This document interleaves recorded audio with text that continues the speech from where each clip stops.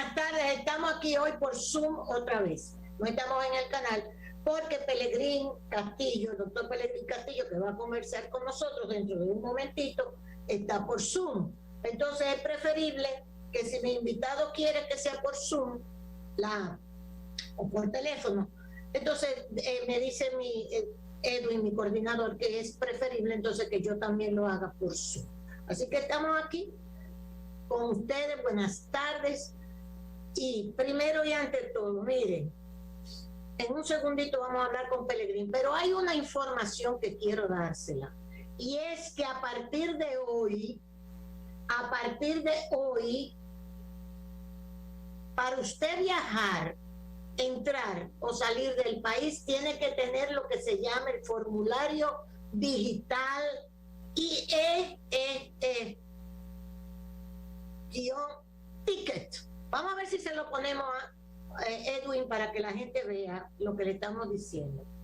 Y usted lo puede buscar ahora mismo en los periódicos. En el periódico Hoy digital hay una explicación sobre esto, hasta la dirección que usted necesita para usted conseguir el link, ¿verdad? Como le llamamos, para usted poder entrar a migración, al Ministerio de Migración, a la Dirección de Migración, perdón, para usted conseguir el formulario digital e-ticket. Mírenlo ahí, en el periódico Hoy. Está en otro periódico la explicación, pero me encuentro que en el periódico Hoy es que está más completo. Fíjese la dirección, ellos le explican ahí. No va a poder viajar si no tiene este formulario debidamente llenado. Mire la dirección, el enlace.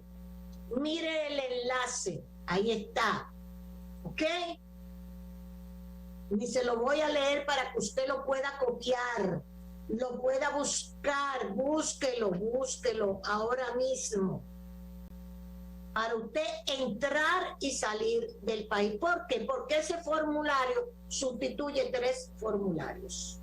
Sustituye el formulario de aduanas, el formulario de migración, de aduanas y de salud pública.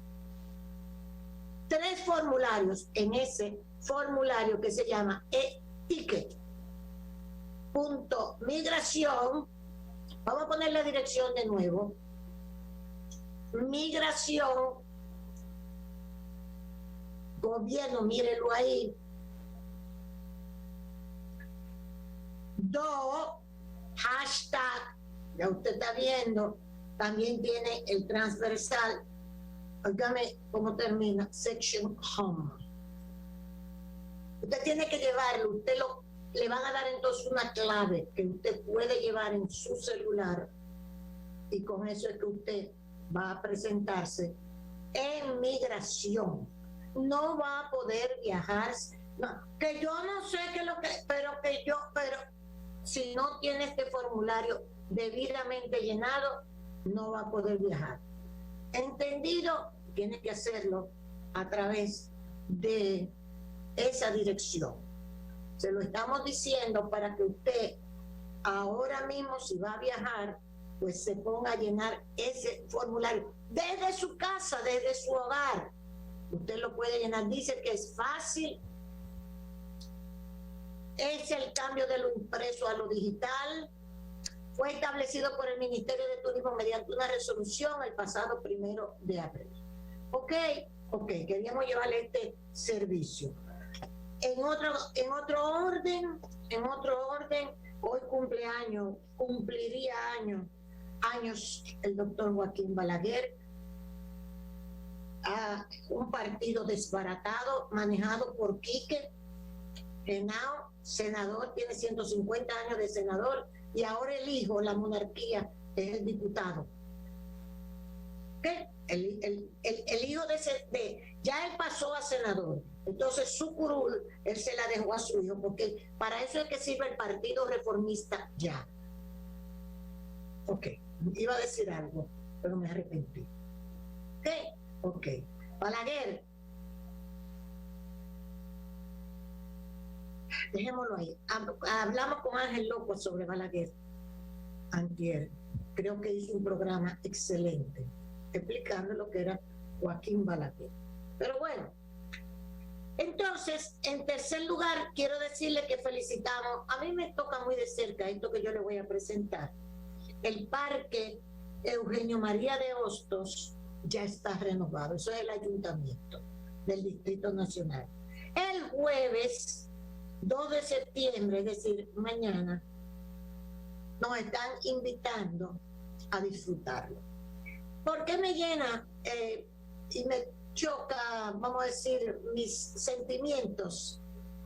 Porque nosotros cuando fuimos regidores nos fajamos desde el PRD, que estamos en el PRD, los regidores del PRD, a pelear por el Parque Eugenio María de Hostos, que Roberto tenía 4 años con el parque cerrado.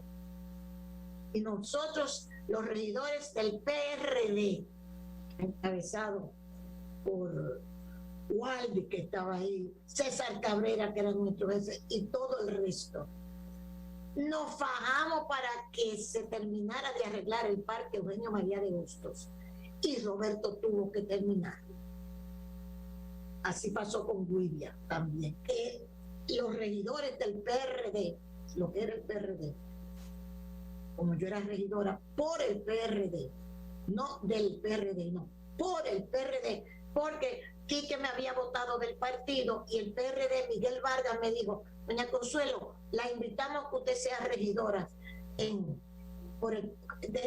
regidora por el PRD. Yo primero le dije que no, que se lo agradecía, y después accedí, y me trataron tan bien los PRDistas que hasta el día de hoy yo se lo agradezco, sin ser yo del PRD, que no es esto. ¿Qué? Entonces yo estoy dando toda esta explicación porque Carolina lo está renovando. Ese es un parque fundamental. Mañana es la inauguración. Y Carolina está haciendo una serie de recuperaciones de parques muy importantes. Adelante, Carolina, adelante. Déjame ver.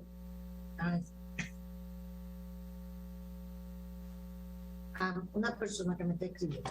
Bueno, vámonos entonces a algo que yo no acabo de entender. Aquí sí me doy. Entrego la faja. Es verdad que tengo una faja por la espalda, pero la entrego.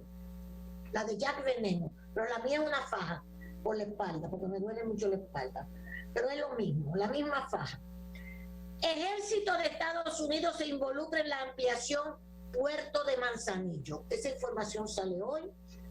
Que militares del ejército de Estados Unidos, ingenieros del ejército de Estados Unidos asesoran en ampliación puerto. Me doy. No entendí. Militares del ejército de Estados Unidos asesoran en ampliación puerto de Manzanillo. Me doy. Ok. Pelegrín, vámonos con Pelegrín. Pelegrín, me estás oyendo, yo sé que me estás oyendo, ya estamos en contacto. Bueno, Pelegrín, vamos a enderezar esto, que se volteó otra vez. La imagen, enderezala. Edwin, ayúdalo. Ahí estamos, Pelegrín. Muy bien. No te oigo, háblame, Pelegrín. ¿Me oye ahora? Ahora sí se oye. ¿Se oye o no se oye? Se oye. Pelegrín, yo voy a comenzar. Yo quiero que tú me hables porque nos has enviado, que es lo que estás haciendo como está la comunicación moderna, nos has enviado una serie de planteamientos que los tengo aquí, Pelegrín Castillo, muy importantes. Y que tú has llamado, oye como tú le has llamado a esta serie de planteamientos que estás haciendo, una agenda trunca, la agenda trunca de otro diálogo. Yo dije, ¿y qué es lo que quiere Pelegrín? Vamos a hablar sobre eso, pero lo que quiero Pelegrín, ¿tú crees? Yo he dicho que hay un cisma en la iglesia con masajes. Tú que eres del Opus Dei, parece ser que hay un pensamiento de un lado, por un lado, y otro pensamiento por otro lado. Los obispos le están contestando a Masaya que no es cierto que la iglesia haya perdido ese rol de ser intermediaria en los problemas políticos, dijo él. Pero también se queja de que ni siquiera el presidente los invitó al diálogo, a la iglesia. No los invitó, dice él.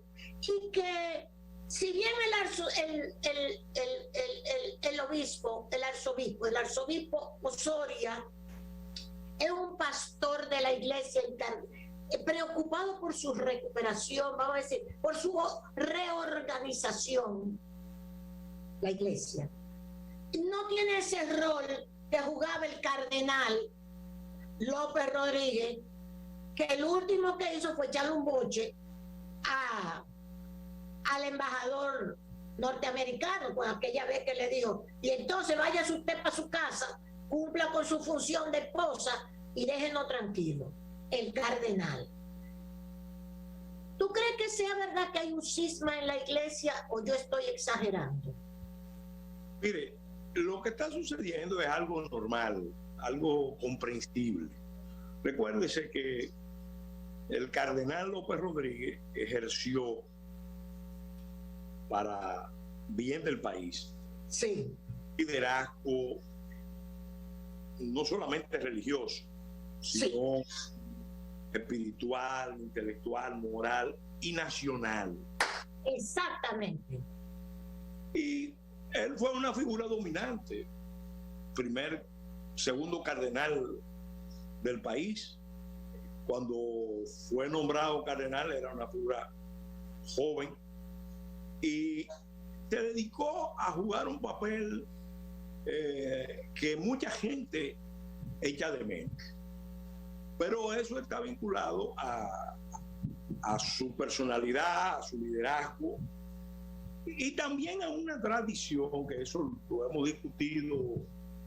Yo soy un simple católico.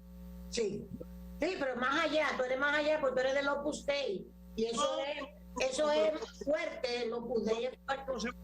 En cuestiones de política, sí. No, eso es una realidad aquí y en todas partes, aunque le atribuyen muchas cosas, pero no son ciertas.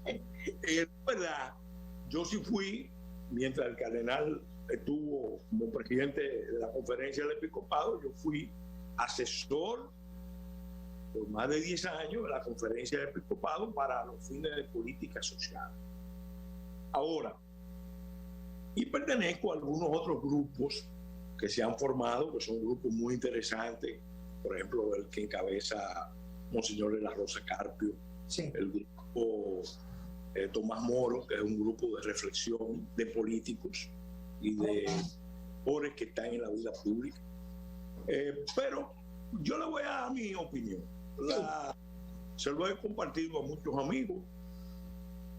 La Iglesia Dominicana, después de tener un liderazgo de ese peso, de esa incidencia, de esa proyección histórica, está en una fase de recomposición y de transición. Realmente es un nuevo escenario el que hay. Pero la iglesia en República Dominicana ha estado íntimamente vinculada al nacimiento de la República, al desarrollo de la nación dominicana. Claro.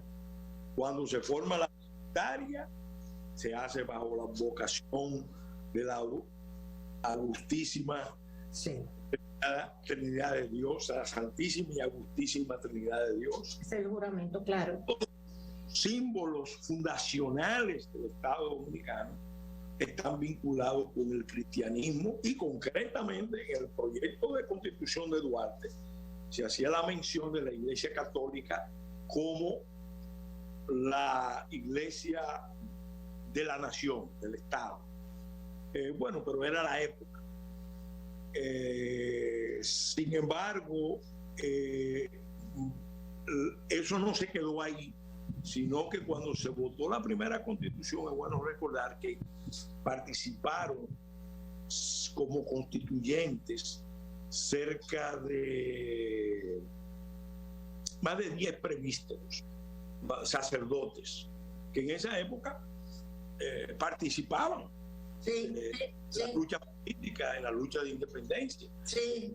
De modo que la Iglesia dominicana juega un papel importantísimo en el nacimiento de la República. Claro que sí.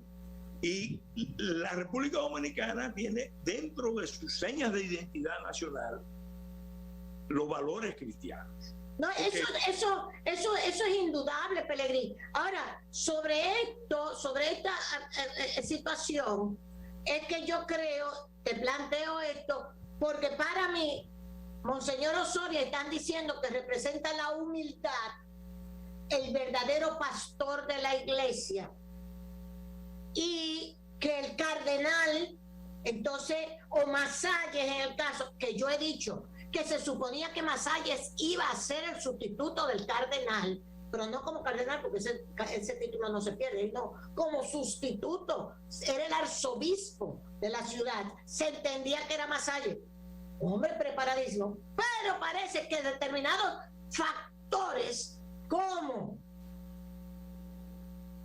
impulsar al obispo Osorio de San Pedro de Macorís, que tenía una política no a favor de los haitianos, sino en contra de los dominicanos, con Harley, con el padre Harley, y que me excuse Monseñor Osorio, el obispo Osorio, que me excuse, porque él sabe que yo estaba ahí, y que yo fui, y que tuve que salir huyendo de la misa de Harley, con todos los haitianos en la iglesia.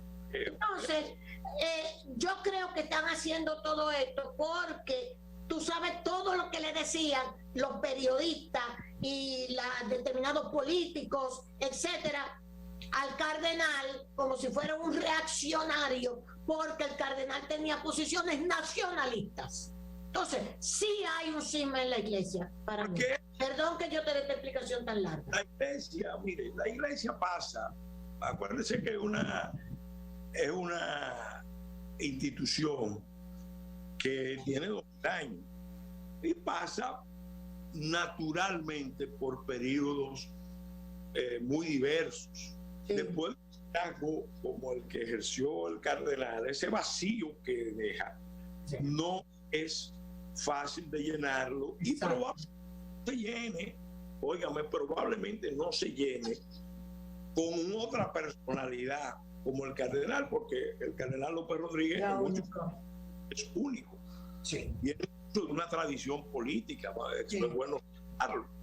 Pero esto es bueno tenerlo presente. Yo empecé a hablar del origen de la República. Sí.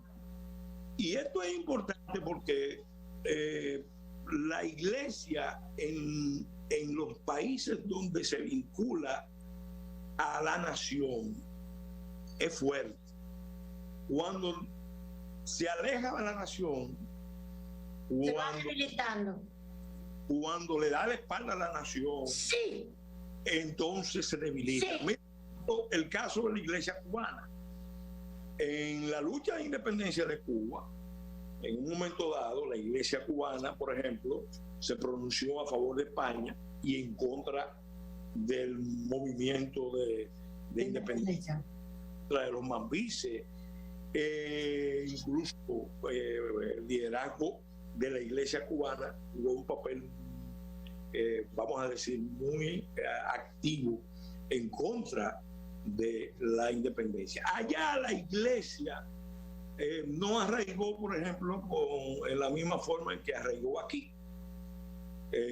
Y después eso se ve en las crisis que vive Cuba durante la República. Ahí se ve que no juega ese papel.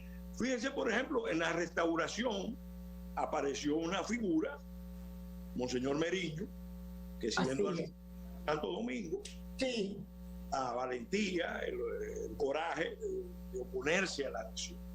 Sí, es así. No solamente él, sino porque la falta de conexión cultural entre la Iglesia Dominicana y el arzobispo español que vino con el librito de España a quererlo implantar aquí, provocó que muchos sacerdotes se gustaran con el liderazgo de la Iglesia y apoyaran la causa de la restauración poco tiempo después. En la primera intervención americana vimos, por ejemplo, el papel extraordinario que jugó el padre Castellano, que estaba llamado a ser obispo, a ser el gran líder de la Iglesia. Sin embargo, Trujillo, sabiendo el peso que tenía el padre Castellano, maniobró para que no fuera el líder de la Iglesia. Oye, es interesante todo. Vamos a tener que hacer un programa para esto, ¿eh? Al padre Castellano, ¿por qué? Porque era un líder nacionalista de mucho carácter, que se había ganado mucho reconocimiento. Así es. Siendo la República. Y entonces, cito esos tres expedientes, antecedentes, para confirmar con el padre, con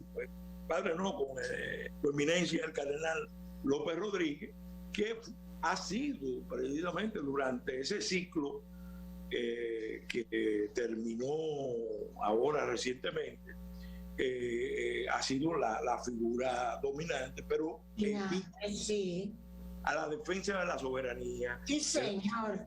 Sí, señor. Recuerdo que lo quiero traer como anécdota.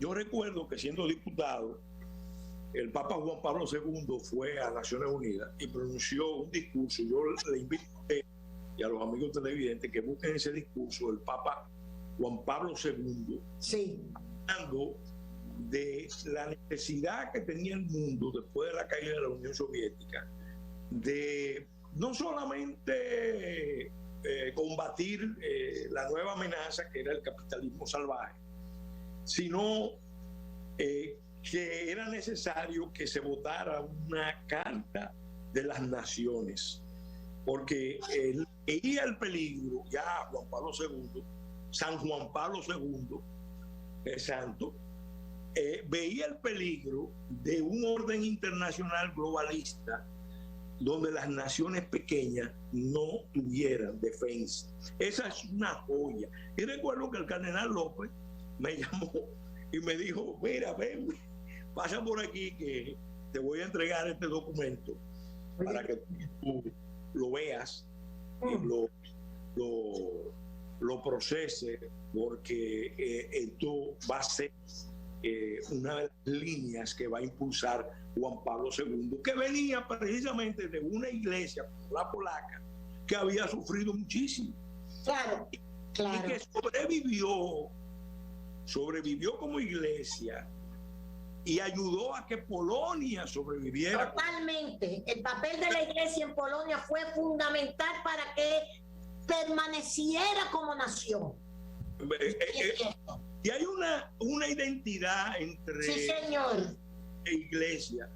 Es precisamente el caso polaco. Como ahora el Papa jesuita que tenemos, jesuita, no es de extrañar, según me dijo un compañero de Sol de la Mañana, me dijo, pero acuérdese que Osoria también, y las posiciones que Osoria mantenía, porque al final se peleó con Harley, dicho sea de paso, ellos pelearon, mantenía.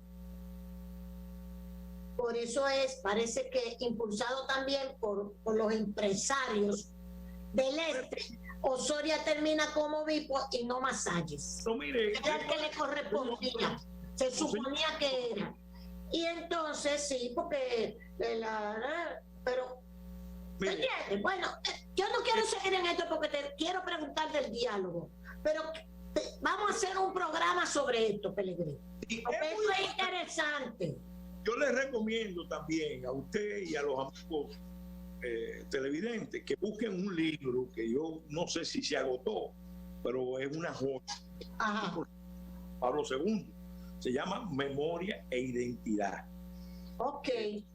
Una joya porque explica precisamente la importancia y de que la iglesia se vincule a la patria. Amén. Y yo le voy a decir, el Papa Francisco tiene una homilía formidable. Yo tengo varias de las homilías que él pronunció siendo cardenal en Argentina, que son muy interesantes. Yo las cito en una carta que perfecto, sí. Mire, yo le voy a decir esto, no se sorprenda. Esto es un planteamiento que nosotros venimos haciendo y hay muchos católicos aquí que están haciendo. No se sorprenda si eventualmente podemos contar con el liderazgo del Papa Francisco a nivel mundial para que la comunidad internacional asuma por fin una responsabilidad seria, consistente con relación al destino de Haití. Es algo que lo estamos pidiendo. Incluso como él viene a Santo Domingo, ya se anunció, entiendo que es una magnífica oportunidad para que todos los católicos dominicanos, que no somos anti-haitianos, así mismo, no somos anti-haitianos, claro que no. Fue contraria, porque somos pro-dominicanos. Enemigo de Haití. Nosotros somos probablemente este grupo. Sí, señor. Lo que más hemos trabajado para que Haití sea respaldado por la comunidad internacional. De la nación haitiana. Entonces, así mismo, por eso es que el comité se llama Comité de Solidaridad Internacional con Haití, que por cierto, muchísimas gracias. Nosotros se lo agradecemos, que siempre nos respaldaron. Este gobierno no nos ha respaldado, no importa, vamos a seguir trabajando. Para que conste en acta que el Comité Dominicano de Solidaridad Internacional con Haití sigue trabajando. Ok. Sí. No, esa lucha hay que continuarla. Hay que continuarla y la vamos a continuar. Esas fuerzas globalistas están en todas partes, obviamente, están en todas partes. Así es, pero no me lo digas. Internacional. Vámonos con el diálogo. ¿Cuáles son los puntos que tú crees que en el diálogo, tú dices a sí mismo, que me llamó, te digo, la atención, agenda trunca de otro diálogo? ¿Por qué agenda trunca? Señálame cuáles son los puntos que tú crees que no están en el diálogo, que debieron estar en el diálogo, Pellegrini. Hay puntos que debieron estar en la alta prioridad ya. Sí. Y hay otros que están mal conceptualizados, incluso dispersos, que se pueden unificar. Le voy a mencionar que debieron estar en esa discusión. A mi juicio hay tres puntos fundamentales. Ok. En primer lugar, ¿qué vamos a hacer con el mayor problema internacional que tenemos, con implicaciones de seguridad internacional, nacional e internacional, que es el colapso de Haití, el estado fallido de Haití? Hace tiempo yo se lo he dicho al presidente Abinader, se lo dije al presidente Medina, se lo dije al presidente Fernández, se lo dije al presidente Mejía, al doctor Balaguer no había que decírselo porque él estaba bastante claro y obviamente su actitud en general no iba a ser muy difícil que se produjera una cumbre del liderazgo nacional para abordar ese tema. Pero aquí debería producirse un gran diálogo nacional para tener la capacidad de convertir en política de Estado muchas de las cosas que estaba anunciando el gobierno. Por ejemplo, el gobierno anunció un muro. Eso debe respaldarlo todo el liderazgo nacional, sin excepción. ¿Cuál? No te oigo. El muro. El muro, sí. Eso debe ser respaldado todo el liderazgo nacional. No, pero ya hay un grupo que tú sabes quiénes son, que dicen que no, que muro no. No han dicho de esto. Entonces, ¿por qué? También. ¿Por qué tenemos que unirnos en eso? Porque de eso depende casi todo lo demás. Así mismo. Segundo punto que debería tratarse. Yo lo estoy tratando con un enfoque distinto. Yo estoy hablando de un concepto que es nuevo, que es el concepto de integridad demográfica de los estados. Vi eso porque tú mezclas la demografía con la integridad demográfica, sí lo vi. Un estado está compuesto por el territorio. Sí. Los estados luchan por la integridad territorial, por eso el cuidado de la frontera, por eso la política de defensa. Pero si se descuida la integridad demográfica y permiten que los organismos internacionales y los gobiernos extranjeros le impongan las agendas que ellos están formulando con ánimo de controlar y reducir el tamaño de las poblaciones del mundo. Y eso no es de ahora. Búsquese el informe Kissinger del año 1975, el memorándum de seguridad nacional de Estados Unidos. Ya no está traducido, pero está desclasificado, y usted va a ver ahí cómo se plantea de manera clara una política de Estados Unidos y de los países de la OCDE, pero específicamente de Estados Unidos, de la necesidad de controlar y reducir el tamaño de las poblaciones del mundo, porque era la manera de quitar presión los recursos naturales y por tanto el acceso de Occidente y de Estados Unidos a esos recursos en las mejores condiciones. Eso es un informe Kissinger. Se conoce como informe Kissinger o memorándum de seguridad nacional.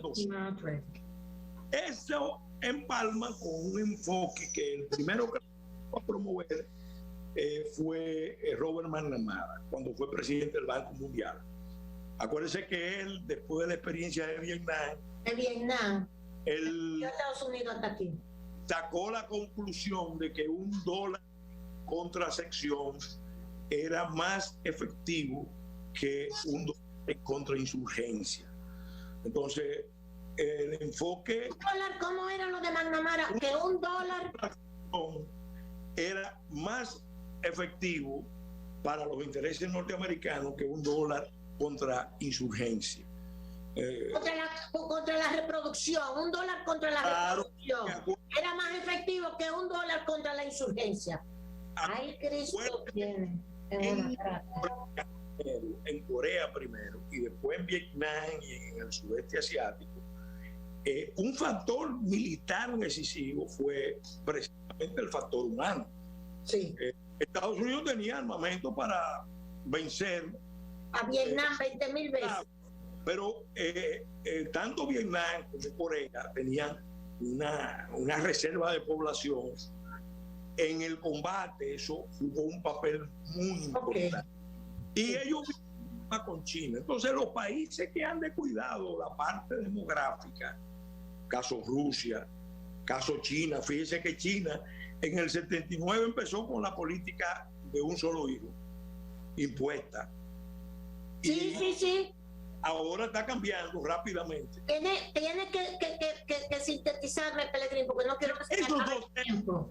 Esos dos temas, junto con el tema, por ejemplo, de la gestión de los espacios marítimos, aéreos y ultraterrestres del país. Que tú bregaste con eso. Eso debería tratarse. Eso debería ser clave en un diálogo estratégico. Y además hay mandatos constitucionales para hacerlo. O sea, no es que yo... ¿Pero qué se discutiría, Pellegrini? Porque eso está por ley ya. El Estado archipelágico y todo esto que tú fuiste que lo propusiste. Los recursos marítimos, la política del control de nuestro espacio aéreo. Sí. Hecho que tenemos a la órbita y a los satélites y a participar en todo eso. Nosotros estamos pasando con ficha. Nosotros tenemos derecho en todos esos campos que no lo estamos aprovechando. Esos son de alta prioridad nacional donde debería haber un consenso. Hay otros temas, por ejemplo, que están propuestos que están dispersos. Por ejemplo, yo se lo dije a mi querido amigo y profesor Toribio, fue mi profesor de ciencia política. Sí. Yo le dije, mire, yo veo que ustedes están empujando una agenda con el pacto eléctrico y ahora veo que tienen una lista de temas por ejemplo, el tema de hidrocarburos, el tema eléctrico. Pero la verdad es que aquí lo que debería discutirse es una agenda de seguridad energética, que integre todos esos temas. Porque hay mucha gente que entiende que energía es electricidad y electricidad hay gente que no entiende ni siquiera lo que es electricidad ni energía, ni lo que es ese ministerio. Hay gente que no entiende. Tú que pasaste por ahí, que hiciste la labor que hiciste, aquí ahora hay gente que no entiende ni qué diablo es ese ministerio. No sabe nada de ese ministerio. Hago esa lista completa de temas que son temas importantes que están incluso señores, hay desde el 2010 hay mandatos constitucionales pendientes de cumplir. Por ejemplo, la democracia participativa, el derecho de petición, la iniciativa popular legislativa e incluso a nivel municipal, el derecho de referéndum, el derecho de plebiscito. Todavía es la hora, a 10 años, que la clase política no quiere compartir poder con el pueblo. En la democracia participativa no lo quiere, no quiere, y eso no se discute. Entonces yo le he dicho, y caemos en el tema de la reforma constitucional, es un error, es una simplificación inaceptable decir que para asegurar la independencia del Ministerio Público se necesita una reforma. No es cierto. Bastaría con reforzar la ley orgánica del Ministerio Público, y eso es una ley orgánica, eso se puede discutir. O sea, ahí sí tiene que haber una discusión, pero no una reforma constitucional. Además, el Ministerio Público es un componente en el Poder Judicial. El poder decisivo lo tienen los jueces. Habría, por ejemplo, que considerar quizás ampliar el Consejo Nacional de la Magistratura, hacerlo más diverso, pero esa no debe ser la prioridad. Yo al presidente lo he dicho personalmente y lo he dicho. Ahora mismo estamos pasando por una de las crisis más serias que ha vivido el mundo y la República Dominicana. Estamos muy expuestos. Sí. Un país que tiene que hacer, concentrarse en las cuestiones que son prioritarias. Ética, seguridad alimentaria, para que no falte medio ambiente, seguridad alimentaria. No, y sobre el agua, que por cierto Charlie me habló sobre el agua. Puede decirle otro aspecto que yo lo planteo, que es sumamente importante. Usted sabe que se está librando una lucha mundial y nosotros tenemos que ser en eso muy cuidadosos de no quedar atrapados en la entre China y Estados Unidos. Así mira, pasó con Cuba. Ya van para 2 años de régimen totalitario, en unas situaciones realmente de pena, eso da pena, muy penosa. Ahora, Pelegrín, finalmente, sí, perdón, porque tenemos ya, me están haciendo señas. Pelegrín, ¿qué significa que el ejército de Estados Unidos va a asesorar en la ampliación del puerto de Manzanillo? ¿Tú tienes alguna idea sobre eso? Mire, yo quiero pensar que es una señal que el gobierno dominicano y el gobierno americano le está mandando a China, diciendo que este puerto es un puerto estratégico. No insista en venir a el territorio dominicano para ustedes tener un puerto. Exacto, porque China quería meterse en Manzanillo, que es el mejor puerto de toda la zona. Sí, señor. Sí, señor. Eso sí puede ser. Porque no quiero ni imaginarme que vamos a volver a lo que pasó en el gobierno anterior, que se firmó un acuerdo con el Pentágono que básicamente permitía la presencia de un control militar sin restricciones. Sí. Personalmente, le voy a dar mi testimonio. No, espérate, que en el gobierno de Danilo también. Sí, se firmó El proyecto eso de la contingencia, de que si en Haití pasaba algo, arrancaran para acá 500,000 haitianos, eso se firmó. Eso fue el Instituto de Migración Dominicano, Flor Roja, y todos los que están ahí. Del Departamento de Estado de Estados Unidos, haciendo ese proyecto de que había que hacer todas esas refugios en la frontera, en cada provincia, para que si los haitianos tenían una situación difícil, pudiesen salir huyendo para acá, sin poderlos, ni siquiera había que buscarle casa, escuela, trabajo, o sea, lo que no tienen los dominicanos, había que buscárselo al extranjero. Eso es una canallada que se hizo en el gobierno de Danilo, en el Instituto Flor Rojas, que ahora está Willy Lozano ahí. Esto se financió con fondos del Departamento de Estado. El Departamento de Estado, esa canallada contra el país. Gente de la OIT. Ni siquiera el presidente Luis Abinader ni sabía que había esa vaina firmada. Bueno, es más, te voy a decir más, ni los militares sabían de ese plan de contingencia, de ese proyecto de contingencia. Entonces, fíjese los peligros que hay. Entonces, ya vamos a terminar. Una señal que el presidente le está enviando a China indirectamente, diciendo, mire, esto es zona de alta seguridad. Sí. Cuando yo era ministro, yo le mandé al presidente Medina un proyecto de reglamento, decreto-reglamento para el desarrollo del polo de Manzanillo. Sí. De acuerdo a esa visión, se iban a desarrollar 5 proyectos en uno. Si el presidente lo hubiera autorizado, ya quizás estuviéramos inaugurando unos astilleros que se necesitan. Sí. Los astilleros, el puerto, la zona comercial industrial, una terminal de combustible, y también desarrollar el área urbana de manera ordenada para que no pase lo que está pasando con Jaime. Yo recuerdo que tú tenías interés en que eso se hiciera, Pellegrini.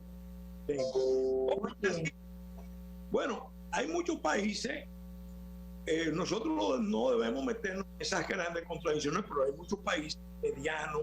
No, pero yo creo que esa explicación que tú has dado, Estados Unidos le acaba de decir a China con el puerto de Manzanillo, ¿entendieron? No cojan para acá. ¿Ok? No me pregunta más, lo entiendo, porque es verdad que los chinos eran los que estaban hablando de desarrollarlo. Entonces, los militares del ejército norteamericano van eso es, entendieron a los chinos y a nosotros, ¿entendieron? Ok. Yo creo que tienes toda la razón. Pellegrini, vamos a hacer un programa sobre la República Dominicana, la religión. ¿Está bien? Mire, hacía mucho que no hablábamos. La iglesia dominicana ha pasado por momentos y ahora mismo está en ese proceso de recomposición. Monseñor Osoria es un pastor bueno. Claro. Él obviamente déjalo ahí, muy bueno, yo lo sé. No se involucra en problemas. Oye, pero, oye, como se involucró cardenal, eso es o sea, es que era miseria contra miseria, porque es verdad que los haitianos los maltrataban no hay que decir eso, pero al dominicano también. Entonces quitarle la casita al pobre dominicano, para entregársela al pobre haitiano. Sí, muy bien, qué bueno. Entonces, ¿qué hacemos los dominicanos? ¿Quién nos va a defender? ¿Quién? En los empresarios. Eso era todo. Oiga lo que yo digo, en los empresarios. Yo sé que tú sabes, dices eso. De ese capitalismo, un día vamos a hablar también de eso, de ese capitalismo. Don Luis te manda mucho recuerdo. Muy bien. Don Luis García, que Y que son los demócratas los que hicieron todo eso que tú estás diciendo. Los demócratas norteamericanos. Sí, pero Gracias, Pellegrín. porque está preparado para toda la contingencia, con demócratas y con republicanos, porque Así es. no nos van a hacer caso hasta que no vean una posición Pero uniforme dominicana, contundente. recuerdo a tu padre, ¿eh? Un abrazo. Ok, señores, con el doctor Pellegrín Castillo siempre nos falta tiempo para poder hablar. Qué talento, ¿eh? Qué talento. Recuérdense que nosotros estamos aquí gracias a Plaza Lama, a Óptica Oviedo, martes gratis, porque si tú compras la montura, los cristales son gratis. Jueves del ahorro, porque si tú compras los cristales, las monturas son gratis. En todas las sucursales de Óptica Oviedo. Tu marca país, marca café. Santo Domingo. Y tu marca país, Productos Rica. Pero por supuesto que sí. Muchísimas gracias y nos vemos mañana, si Dios quiere.